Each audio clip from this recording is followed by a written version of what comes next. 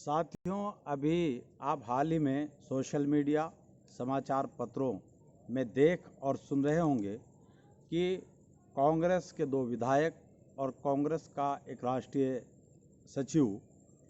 आजकल बंदरिया उछल कूद करने में तमाम राजनीतिक दलों के नेताओं को पछाड़ रहे हैं। अभी आप लोगों ने देखा होगा कि बेहट विधानसभा क्षेत्र में बेहट के अंदर जो एक झंडा चौक है, वहाँ पर एक काम्बोज और एक खुराना की दुकान का मामला है।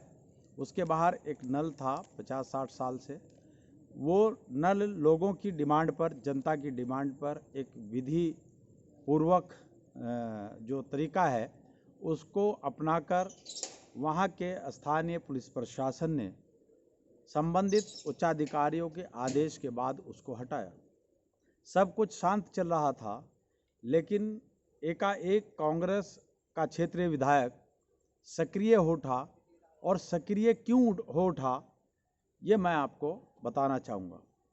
पिछले करीब 4.5 साल से कांग्रेस का विधायक नरेश सैनी चुपचाप अपने घर में पड़े हुए थे और उन्होंने क्षेत्र की जनता की किसी तरह की कोई सुध नहीं ली। हाँ, उनकी राजनीति आप इतनी ज़रूर देखते हैं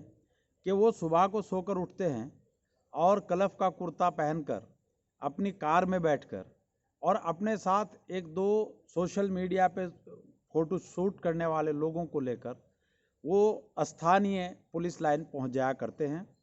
और पुलिस लाइन में ज़िले भर से लोग आते हैं कप्तान साहब के पास रूटीन में, और वहाँ पर वो अपनी समस्याएं लेकर आते हैं। जब विधायक जी की गाड़ी वहाँ पर पहुँचती है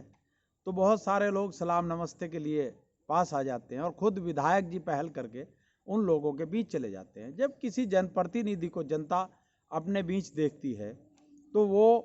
खुश होती है और वो लोग उनके करीब आ जाते हैं और विधायक जी पूछ लेते हैं, हाँ भाई आप कैसे आए, कहाँ से आए, क्या समस्या है, ये सारी बातें करते हैं। तो विधायक के चारों तरफ एक जमावड़ा सा लग जाता है और जो प्री प्लान के तहत जो विधायक जी की कार में उनके प्यादे बैठ कर जाते हैं या उनके कार्यकर्ता बैठ कर के जाते हैं, वो वहाँ पर फ़ोटो शूट कर लेते हैं और कप्तान साहब से मिलते भी नहीं, उससे पहले ही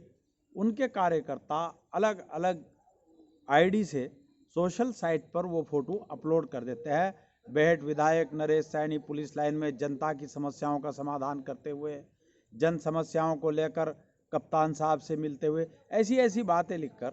वो उस पर डाल देते हैं। विधायक जी की नेतागिरी 1 घंटे के अंदर इतनी हो जाती है और वो कई दिनों तक चर्चा का विषय रहते हैं। क्या कभी क्षेत्र की जनता ने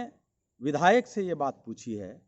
कि विधायक जी जब आप चुनाव लड़ रहे थे तो हमने यानी मुस्लिम समाज ने इमरान मसूद के नाम पर एक तरफा अपना वोट नरेश सैनी को दे दिया, लेकिन नरेश सैनी अपने समाज का सैनी वोट बेहट नकुड़ विधानसभा के अंदर इमरान मसूद को नहीं दिला पाए और वहां पर सैनी समाज ने अपना वोट भारतीय जनता पार्टी के डॉक्टर धर्म सिंह सैनी को दे दिया। इसमें भी कोई दिक्कत नहीं, चलिए ठीक है, नरेश सैनी की बात उनके सैनी समाज ने उस क्षेत्र में नहीं मानी, हमें इस पर कोई बड़ा ऐतराज़ नहीं। लेकिन क्या विधायक जी, मैं एडवोकेट इंतखाब आज़ाद विधायक जी को चुनौती देता हूं कि अपने 4.5 साल का जो निधि सरकार से क्षेत्र के विकास की खातिर उनको मिली है, विधायक जी उसका एक पत्र जारी करें और बताएं कि वो विधायक निधि उन्होंने किन किन क्षेत्रों में जारी की है, किन किन क्षेत्रों में वहाँ किस जाति के, किस संप्रदाय के, किस समुदाय के लोग रहते हैं जहाँ पर विधायक जी ने अपनी निधि लगाई है। और विधायक जी ये भी बताएं कि जो निधि खर्च की गई है वो निधि किन ठेकेदारों द्वारा की गई है, वो ठेकेदार किस जाति से ताल्लुक़ रखते हैं, किस संप्रदाय से ताल्लुक़ रखते हैं। अब चूंकि विधायक जी की इन तमाम बातों का क्षेत्र में बड़े पैमाने पर विरोध हो रहा है, तो विधायक जी को ले दे करके एक मुद्दा मिला नल का। उस नल को स्थानीय पुलिस प्रशासन ने या जहां जो भी वहां के उच्चाधिकारी हैं, उन्होंने पूरी विधिक प्रक्रिया अपनाकर उस नल को विधि पूर्वक वहां से हटाया। लेकिन विधायक जी मुस्लिम वोट बैंक को साधने के लिए वहाँ पर एक बयान देते हैं कि जी कुछ हिंदूवादी संगठन, बजरंग दल के लोग, शिवसेना के लोग या एक्सेट्रा, वो लोग क्षेत्र का माहौल खराब करना चाहते हैं। माननीय विधायक नरेश सैनी जी, मैं आपको बताना चाहूँगा कि क्षेत्र में कहीं कोई हिंदूवादी संगठन इस तरह की गतिविधि में इन्वॉल्व नहीं है। जिस तरह के आरोप आप उनके ऊपर लगा करके क्षेत्र की शांति को, सांप्रदायिक सद्भाव को आप खराब करना चाहते हैं। आप 5 साल तक, 4.5 साल तक दिखाई नहीं दिए, आप जन अपेक्षाओं पर खरे नहीं उतरे। एक जनप्रतिनिधि के रूप में आप अपने दायित्व का सही तरीके से निर्वहन नहीं कर पाए और आप खुद उसी सोच में उलझ कर रह गए जिस सोच का आरोप आप हिंदूवादी संगठन कह करके लगा रहे हैं और मुसलमानों को साध रहे हैं। तो मैं आप लोगों को बताना चाहूँगा कि क्षेत्र में समाजवादी पार्टी के जो एमएलसी रहे उमर अली खान, वो लगातार वहाँ पर सक्रिय हैं और जब से वो एमएलसी बने, चुनाव लड़े, चुनाव हारे, तब से उन्होंने अपने क्षेत्र को अनाथ नहीं छोड़ा। हर छोटी बड़ी समस्या में